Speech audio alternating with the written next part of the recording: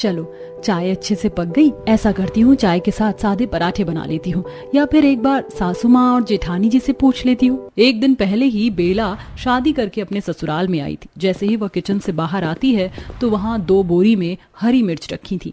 माँ जी देखिए, इस बार माँ ने 2 बोरी मिर्ची भिजवाई है, और मिर्च भी कितनी मोटी मोटी है। मैं तो सोच रही थी मंडी से मिर्च खरीद कर लाने की, भरवा अचार डालने के लिए। अच्छा है खर्चा बच गया।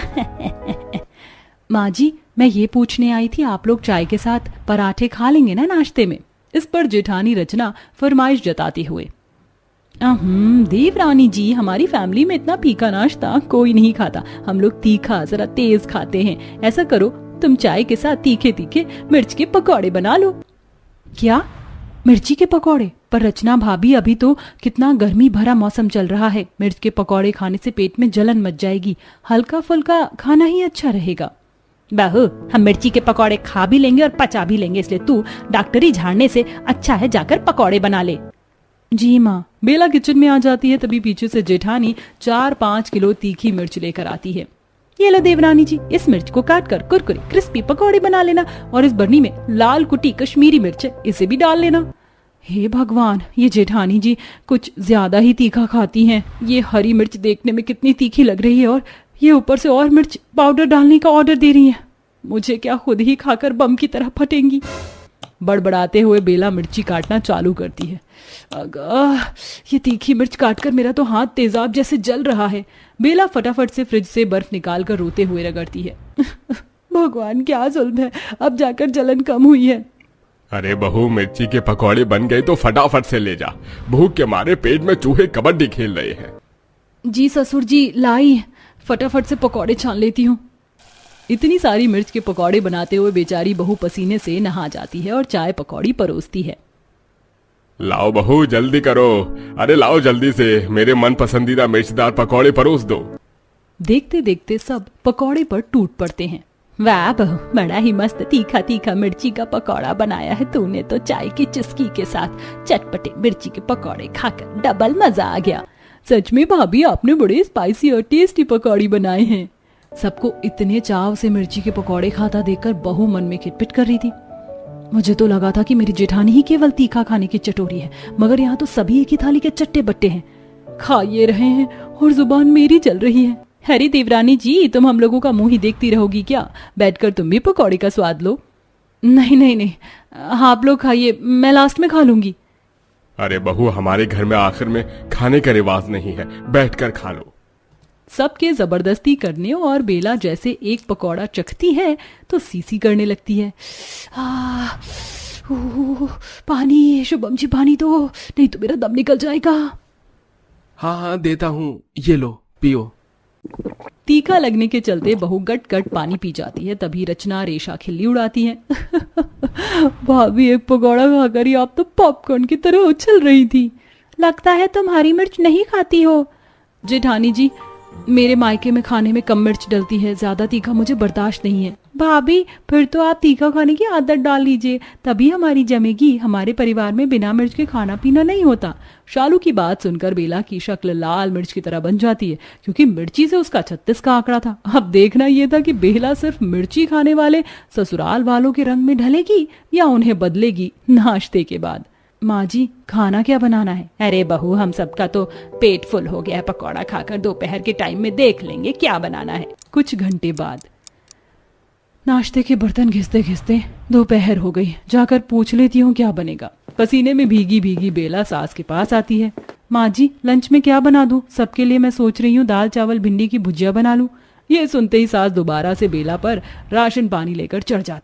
अरे बहू, खाली दाल चावल भुजिया से पेट थोड़ी ना भरेगा। ऐसा कर, भुजिया खूब सारी हरी मिर्च काट कर छौंकना और 1-2 किलो मिर्च की चटनी भी पीस लेना। 1-2 किलो मिर्च की चटनी खाने की फरमाइश सुनकर बहू का माथा चकरा जाता है। 1-2 किलो मिर्च की चटनी? माँ जी, इतनी चटनी हमारे परिवार के हिसाब से काफी ज्यादा हो जाएगी। गर्मी के मौसम में ज्यादा मिर्च का सेवन पेट में जलन और कब्ज बनाता है। मैं 1 पाव मिर्च की चटनी पीस देती हूँ। बहुत, तू मेरी सास नहीं है, मैं तेरी सास हूँ। जितना कहा है उतना किया कर, माथा मत सनका, गर्मी से पहले ही भेजा गरम है। गुस्से में पैर पटकते हुए बहू किचन में आकर तैयारी में भिड़ जाती है। हे भगवान, कहाँ आकर फंस गई मैं इस मिर्च खाने वाले महान ससुराल में। सुबह 1 मिनट का पकौड़ा खाकर मेरी तो हालत पतली हुई पड़ी है। दोबारा से मिर्च खाऊंगी तो दस्त ही लग जाएगा। मैं तो अपने लिए चावल में 2-4 आलू उबालकर उसका चोखा बना लूंगी। भड़कते हुए बहू पसीने पसीने होकर मिर्चदार दाल चावल चढ़ाकर मिर्ची की चटनी पीसने लगती है। हाय राम, इस मिर्ची ने तो मेरी मिट्टी पहाड़ करके रख दी है। तभी कुकर में सीटी आ जाती है। अरे नहीं, सीटी से दाल निकल गई। बेड़ा गर्क हो गई लुगाइयों का। सब एसी की हवा खा रही है, ये नहीं कि हाथ बटवा दूं। तभी तीखी मिर्ची खाने के शौकीन ससुराल वाले हल्ला गुल्ला मचाना चालू कर देते हैं। भाभी, ओ भाभी, और कितनी देर लगेगी? जल्दी से खाना लगा दो और चटनी महीन पीसना, तभी स्वाद लगेगा। देख देख लो इस भूखी नंद को। महारानी ऑर्डर झाड़ रही है जैसे होटल में ठूसने बैठी है, और मैं वेटर लग रही हूँ। इतनी मिर्ची में ये मिर्च वाला खाना बनाते बनाते हलवाई से बुरी हालत हो गई है मेरी तो। गुस्से में लाल पीली होकर बेला मिर्ची की चटनी पीसने लगती है। तभी छींटा उड़कर उसकी आंख में पड़ जाता है। माँ, मेरी आंख। बेचारी रोते हुए आंखों में ठंडे पानी के छींटे मारती है, मगर तब तक उसकी आंख लाल पड़ जाती है। इस मिर्च की माँ की आंख, मेरी तो जान निकल गई थी। अरे बेला, कहाँ रह गई? सिंपल सी दाल चावल चटनी भुजिया बनाने में इतना टाइम थोड़े लगता है। ऐसे भी कौन सी बीरबल की खिचड़ी पका रही हो?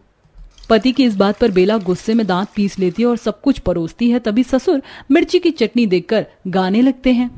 ओह ओह ओह ओह, मिर्ची, हाय हाय मिर्ची, उफ, उफ, मिर्ची, हाय हाय मिर्ची, हाय हाय मिर्ची। हे भगवान, लगता है सिर्फ मिर्ची खा खा कर सबके ऊपर वाला माला खिसक गया है। खाना छोड़कर गाना गा रहे हैं। अरे वाह, ये मिर्च की चटनी देखने में तो बड़ी दमदार लग रही है। सारी चटनी तो मैं चाटूंगा आज। अरे ओ बुद्धू, चुपचाप से आधी चटनी इधर पास कर दो, वरना लगाऊंगी एक कंटाप, कान झंझना जाएगा। सास ससुर दोनों मिर्च की चटनी खाने के लिए झगड़ा कर लेते हैं। पूरे ससुराल वालों को सिर्फ और सिर्फ मिर्ची का चस्का लगा देखकर बेला माथा पीट लेती है। भाई वाह, क्या बढ़िया दमदार मिर्च की चटनी बनी थी। इसीलिए तो मिर्च की चटनी का मुकाबला धनिया पुदीने की चटनी से तो बिल्कुल भी नहीं है। हे भगवान, इंसान है कि राक्षस? देखना जरा, इतनी जहर भरी मिर्च की चटनी कैसे चाट कर खा रहे हैं। आंसू आ रहे हैं फिर भी। बहू, रात के खाने में मिर्ची की सालन वाली सब्जी और मिर्च वाली रोटी बनाना। ये सुनते ही बहू का गुस्सा 7वें आसमान पर पहुंच जाता है। भैंस की आंख, अब ये क्या भसूड़ी है? हरी मिर्च की सब्जी तक तो सही था, लेकिन ये मिर्च की रोटी कौन खाता है? कैसे नमूने ससुराल वाले मिले हैं? सबके खाने के बाद बड़ी मुश्किल से 1-2 चम्मच मिर्च वाले दाल चावल और चटनी वो खाती है। इतने में बेचारी के कान से धुआं निकल जाता है। रात को वह मिर्च की सालन वाली सब्जी बनाती है। इसी तरह सिर्फ मिर्ची खाने के शौकीन ससुराल में बेला घुन की तरह पिस रही थी। फिर एक दिन कड़ी धूप में मिर्ची का अचार डालते हुए, हे भगवान, इस मिर्ची खाने वाले ससुराल में मैं तो हरी सब्जी खाने के लिए तरस कर रह गई हूँ। कितने दिन हो गए मुझे भरपेट खाना खाए। दिन रात मिर्चदार खाने के सेवन से ससुराल वालों को दस्त लग जाते हैं, जिससे सुबह होते ही बाथरूम के बाहर लाइन लग जाती है। तभी ससुर पेट पकड़े बाथरूम में खटखटाते हुए, हाय रे, मर गया रे। ओह, अरे वाह सुमित्रा जी, ओह भगवान करे। अरे फटाफट से दरवाजा खोलो, वरना मेरा रायता यहीं फैल जाएगा। जोर की आई है। मेरा पेट खुद सटका पड़ा है, मुझे हल्का होने दो पहले अच्छे से। तभी दोनों ननद भी आ जाती हैं। आई मम्मी, मेरे पेट में बहुत तेज मरोड़ का दर्द उठ रहा है। भाभी, एक गिलास इनो दे दो। अभी बनाती हूँ। जानबूझकर बेला इनो के अंदर पिसी हुई मिर्च भरकर डाल देती है, जिसको पीकर रेशा भुट्टे की तरह उछल पड़ती है। हाय माँ, अरे भाभी, आपका दिमाग खराब हो गया क्या? इनो में मिर्च कौन मिलाता है? रेशा, तुम्हें ही तो तीखा पसंद है, तो मैंने टेस्ट के लिए मिला दिया था। मैं आप सब लोगों को बार बार मिर्ची वाला खाना खाने के लिए परहेज करने को कह रही थी। मैं तो पागल थी ना, अब भुगतना पड़ रहा है ना सेहत से। आखिर में बेला डॉक्टर को बुलाती है, जो सबको मिर्ची वाला खाना खाने से मना करते हैं और ठंडा शरबत, हरी साग सब्जी और हल्का फुल्का खाना खाने की हिदायत देकर जाते हैं। जिसके बाद से सिर्फ मिर्ची खाने वाले चटोरे ससुराल वालों को सबक मिल जाता है और अब वह कम मिर्च का खाना खाने लगते हैं। मुझे तो बस इंतजार है कि तुम कब अपने हाथ से खाना बनाकर मुझे खिलाओगी। हाँ हाँ, क्यों नहीं। बस जब तक शादी नहीं हुई है तभी तक। उसके बाद तो तुम्हें मेरी पसंद का खाना ही खाना है। कुछ दिन बाद अर्पिता और कौशल की एक दूसरे से शादी हो जाती है। आओ बहू रानी, घर के अंदर आओ। अगले दिन सुबह अर्पिता अपनी पहली रसोई का खाना बनाने के लिए रसोई में आती है। आज मेरी पहली रसोई की रस्म है और मैंने कौशल से वादा किया था कि उन्हें अपने मनपसंद का खाना बनाकर खिलाऊंगी। एक काम करती हूँ, मटर पनीर, शाही पनीर, पालक पनीर, रायता, पूरी, पुलाव, मूंग दाल का हलवा, गुलाब जामुन सब बना लेती हूँ। अर्पिता खुशी खुशी खाना बना रही होती है, तभी वहाँ पर कामिनी आती है। ये सब क्या बना लिया देवरानी जी? बनाने से पहले आप एक बार मुझसे पूछती तो। खैर छोड़ो, इन सबको डस्टबिन में डाल दो और अभी एक काम करो, आलू गोभी की सब्जी, रोटियां और मीठे में सूजी का हलवा, बस ठीक है, इतना बना लो। कामिनी के जाने के बाद ये सब क्या है? पहली रसोई की रस्म मेरी है और खाना मैं अपनी जेठानी की पसंद का बना रही हूँ। इतनी मेहनत से सब कुछ तैयार किया था और जेठानी जी ने पल भर में सब कुछ डस्टबिन में फेंकवा दिया। अब अर्पिता अपने पहले रसोई के खाने में अपनी जेठानी के पसंद का खाना सबको सर्व करती है। ये क्या बहू, खाना तो बहुत सिंपल सा बना लिया तूने। मुझे तो लगा था कि कुछ तड़कता भड़कता बनाएगी। लगता है अर्पिता का शादी की थकान अभी तक खत्म नहीं हुई है। क्यों अर्पिता? नहीं नहीं, ऐसी बात नहीं है। अब रात को अर्पिता खाना बनाते हुए खुद से कहती है, सुबह इतनी मेहनत से मैंने इतने सारे पकवान बनाए थे और जेठानी जी ने मेरा सारा खाना डस्टबिन में डलवा दिया। खाने के मामले में जेठानी जी की पसंद बहुत फीकी है। एक काम करती हूँ, सिंपल सी दाल रोटी बना देती हूँ। अब अर्पिता एक तरफ दाल और दूसरी तरफ रोटियां बेल रही होती है कि तभी वहां पर कामिनी आती है। ये क्या कर रही हो तुम? तुम्हारी कोई ट्रेन छूट रही है या तुम्हें कहीं जाना है? कि किस बात की जल्दी मचा रही हो तुम? क्या हुआ जेठानी जी, आप अचानक से मुझ पर इतना गुस्सा क्यों कर रही हैं? ऐसा क्या कर दिया मैंने? क्या कर दिया पूछती हो? हर एक किससे पूछ कर तुम ये दाल रोटी बना रही हो? जेठानी जी, सुबह आपने ही तो मुझसे सिंपल सा खाना बनवाया था। मुझे लगा कि आपको सिंपल खाना पसंद है, इसलिए मैंने ये दाल रोटी बना दी। कोई जरूरत नहीं है। ये रोटियां तो फिर भी ठीक है, पर ये दाल अभी के अभी डस्टबिन में फेंको और रोटी के साथ 4 से 5 हरी सब्जियां बनाओ। कामिनी फिर से अपने मनपसंद के खाने का ऑर्डर देकर वहां से चली जाती है। मेरी जेठानी का कुछ ज्यादा ही हो रहा है। जब से आई हूँ सिर्फ इन्हीं की पसंद का खाना बना रही हूँ। अभी तक अपनी पसंद का कुछ नहीं खाया, ऊपर से ये चमका के भी मुझे ही चली गई। ऐसे थोड़ी ना होता है। कुछ देर बाद अर्पिता डाइनिंग टेबल पर जेठानी के पसंद का खाना बनाकर सर्व करती है। हाँ अर्पिता, आज तो सब्जी बहुत अच्छी बनाई है तुमने। बनाई ही कैसी नहीं, आखिर जेठानी की पसंद का खाना बना है तो अच्छा ही बनेगा ना। पसंद तेरी ही सही, पर बनाया तो मैंने है ना। जिस दिन बनाना छोड़ दिया ना, अपनी पसंद की नमक रोटी भी नहीं खा पाएगी बनाकर। अर्पिता अब अपनी जेठानी के पसंद का खाना बना बनाकर इरिटेट हो चुकी थी। उसका भी मन होता था कि वो अपनी पसंद से कुछ बनाए, खाए और अपने परिवार वालों को भी खिलाए, लेकिन कामिनी ऐसा होने ही नहीं दे रही थी। तभी एक रात, अर्पिता मुझे तुम्हारे हाथ के राजमा चावल खाने हैं, तुम वो बना दोगी क्या? हाँ कौशल जी, क्यों नहीं। राजमा भिगोकर अर्पिता सो जाती है। अगले दिन जब अर्पिता राजमा बनाना शुरू करती है, ये राजमा तुम किससे पूछकर बना रही हो? बिना पूछे कुछ भी बनाने की जरूरत नहीं है यहाँ, और वैसे भी इस घर में खाना सिर्फ तुम्हारी जेठानी यानी कि मेरी पसंद का ही बनता है। क्या इसका मतलब आप जानबूझकर मेरे खाने को नापसंद कर रही हो ताकि आपकी पसंद का खाना बन सके? लेकिन आज मैं भी अपनी पति के लिए ये राजमा बना कर रहूंगी। इतना टाइम नहीं है कि तुम सबकी पसंद का खाना बनाओ, इसलिए जो मैं बोल रही हूँ वही बनाओ, वही सब खाएंगे। और वैसे भी ये राजमा मुझे बिल्कुल पसंद नहीं है। अब अर्पिता भी गुस्से में तिलमिलाती हुई खाने को बना रही होती है। मेरी जेठानी जी अपने आप को समझती क्या है? अरे मेरी पसंद का खाना मुझे बनाने नहीं देती, कोई बात नहीं, पर आज तो मुझे मेरे पति की पसंद के खाने को भी बनाने से मना कर दिया। ऐसे ही कई दिन गुजरते हैं और कामिनी के पीहर से उसके माता पिता और उसकी बहन उससे मिलने उसके ससुराल पहुंचते हैं। अरे मम्मी पापा, आप लोग, गुंजन तुम भी आई हो? आओ ना, अंदर आओ। दोपहर भी हो गई, मैं फटाफट लंच लगवा देती हूँ। सभी लोग आकर सोफे पर बैठते हैं। सुषमा सबको चाय पानी देती है। बड़े दिनों बाद आए आप लोग, आप लोगों को देखकर बहुत खुशी हुई।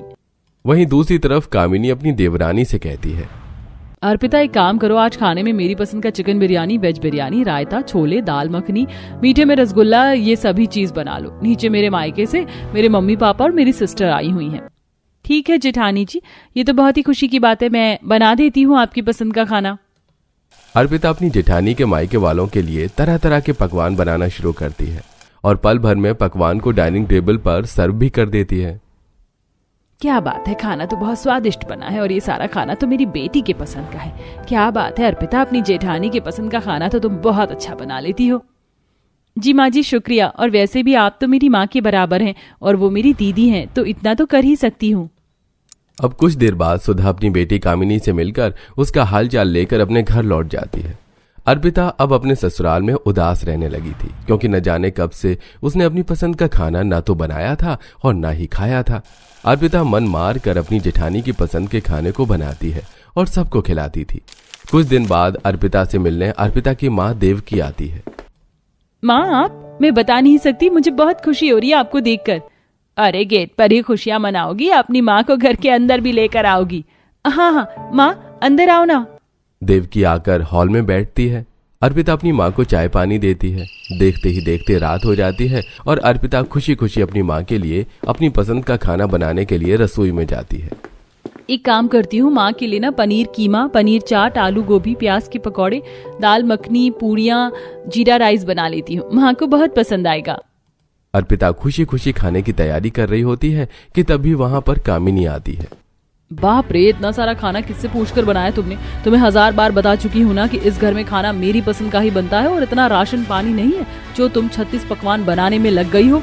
चुपचाप से सिंपल दाल रोटी, आलू की भुजिया बना लो, बहुत है सबके लिए। नहीं प्लीज, आज मैं आपसे रिक्वेस्ट करती हूँ, आज आप ऐसा मत कीजिए, मुझे मेरी माँ के लिए उनकी पसंद का खाना बनाने दीजिए। मैं हमेशा आपकी पसंद का खाना बनाती हूँ बिना किसी ऑब्जेक्शन के, पर प्लीज आज नहीं।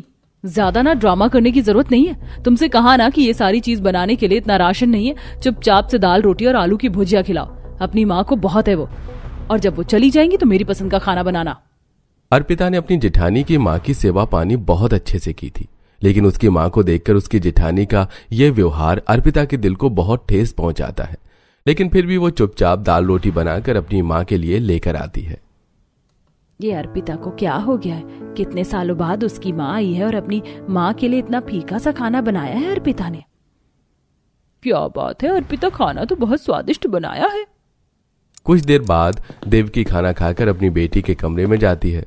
तभी देवकी अपनी बेटी की आंखों में आंसू देखकर कहती है, क्या हुआ अर्पिता, मेरी बच्ची तू रो क्यों रही है? माँ, मुझे बहुत बुरा लग रहा है, आप इतने टाइम बाद मेरे घर पर आई और मैंने आपको इतना बेकार खाना खिलाया, लेकिन मैं क्या करूं, मैं मजबूर हूँ। इस घर में सिर्फ और सिर्फ मेरी जेठानी की पसंद का ही खाना बनता है। मैं चाह कर भी अपनी पसंद का खाना यहाँ नहीं बना पाती हूँ। जब से आई हूँ सिर्फ जेठानी की पसंद का ही खाना बना रही हूँ। तो क्या हो गया? और अर्पिता बेटी, इसमें निराश होने वाली क्या बात? कामिनी तुम्हारी जेठानी है, तुमसे बड़ी है, तुम्हारी दीदी है, और ये तुम्हारा ससुराल है, तुम्हारा परिवार। अगर तुम उनकी पसंद से चीजें कर रही हो तो ये जरा भी गलत नहीं। मिल बांट के रहो बेटी। और मुझे वो दाल रोटी इतनी भी बुरी नहीं लगी जितना तू सोच कर रो रही है। दरवाजे पर खड़ी कामिनी ये सारी बातें सुन लेती है और उसे बहुत शर्मिंदगी महसूस होती है। आज उसे एहसास हो जाता है कि अर्पिता ने उसकी माँ के लिए क्या किया और उसने अर्पिता की माँ के साथ क्या किया। इसके बाद वो माफी मांगने के लिए अर्पिता के कमरे के अंदर जाती है। अर्पिता तुम चुप हो जाओ, तुम्हारी कोई गलती नहीं है, प्लीज रोना बंद करो और मुझे भी माफ कर दो। मुझे इस तरह तुम पर हुक्म नहीं जताना चाहिए था। तुम मुझसे छोटी हो, मुझे तुम्हें छोटी बहन की तरह रखना चाहिए था, लेकिन मैंने तो तुमसे सिर्फ अपनी इच्छाएं पूरी करवाई और कुछ नहीं। देखो अर्पिता, अपनी बड़ी बहन से माफी नहीं मंगवाते, माफ कर दो कामिनी को। अब देवकी के कहने पर अर्पिता अपनी जेठानी को माफ कर देती है, जिसके बाद से कामिनी कभी अपनी देवरानी पर हुक्म नहीं जताती है और मिल बांटकर उसके साथ खाना बनाना शुरू कर देती है। जिसके बाद कभी देवरानी की पसंद की जेठानी और जेठानी के पसंद की देवरानी खाना खाना शुरू कर देती है।